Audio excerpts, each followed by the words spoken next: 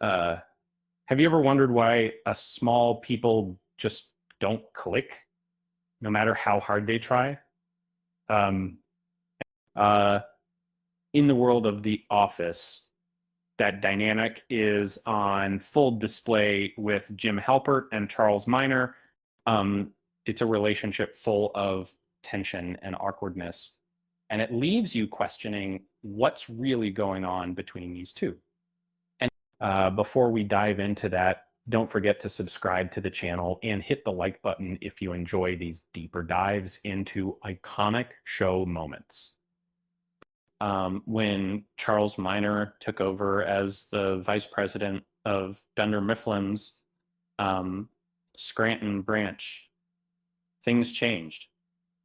Um, Unlike the fun-loving Michael Scott, Charles was all about businesses, serious, straight-laced, and completely devoid of the playful energy that had defined the office culture.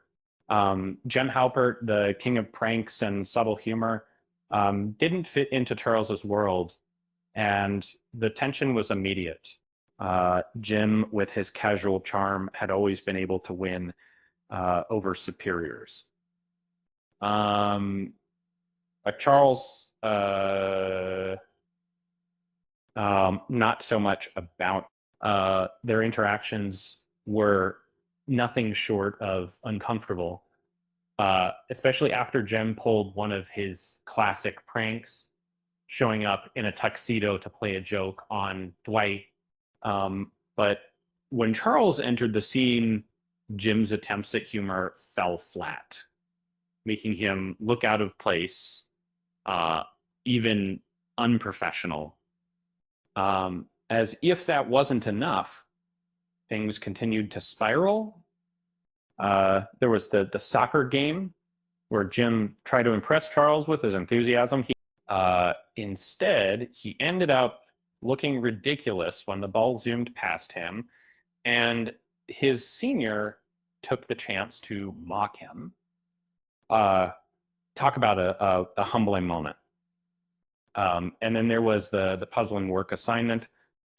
Jim, despite his laid back demeanor, was one of the most competent employees. Yet Charles left him to tackle a task alone, which only seemed to heighten the strange animosity between them. So, what was going on?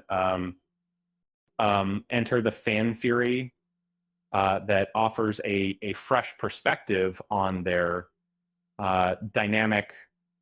And it turns out that Charles wasn't just annoyed by Jim's carefree attitude.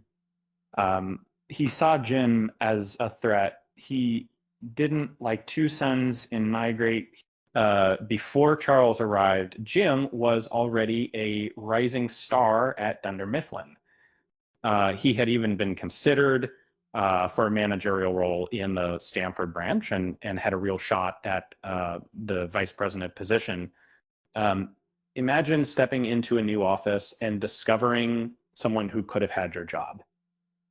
That would put anyone on edge, right?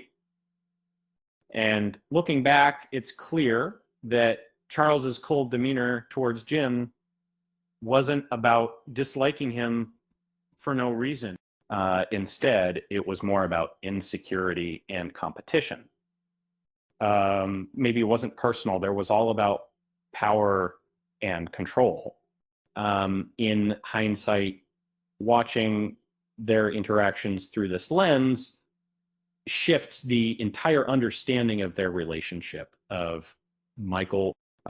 What seemed like simple dislike might have been Charles' defensive uh, posture in a situation where he felt threatened. Um, um, it makes you rethink their whole dynamic, doesn't it? With that said, thanks for watching, and until next time.